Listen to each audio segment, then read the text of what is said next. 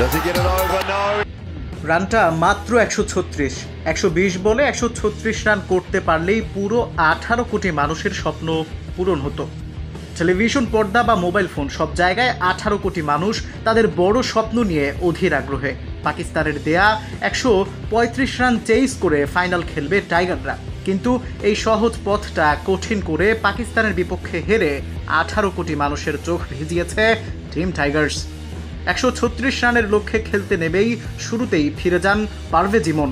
তবে এদিন আরও একবার জ্বলে ওঠেন সাইফ হাসান। হৃদয়কে সঙ্গে নিয়ে দুর্দান্তভাবে খেলে যান, তবে হঠাৎ আউট তাওহিদ হৃদয়। এরপরেই হৃদয়ের পথে হাঁটেন আগের ম্যাচে 50 হাঁকানো সাইফ হাসানও। এদিন 15 বলে 18 রান করে ক্যাচ আউট হন সাইফ। 29 রানে 3 উইকেট হারানোর পর মাঠে নামেন শেখ মাহেদী, তবে তিনিও ব্যর্থ। এদিন 10 বলে 11 রান করে সহজ ক্যাচ তুলে ফিরেন এই ব্যাটার।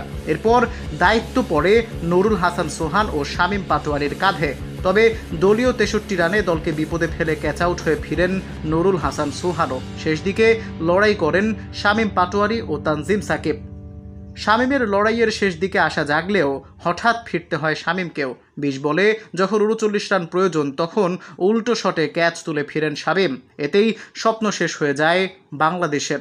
তাতে আরও একবার এশিয়া কাপের ফাইনালে খেলার খুব কাছে গিয়েও স্বপ্ন ধূলিসাৎ করে ফিরে টাইগাররা।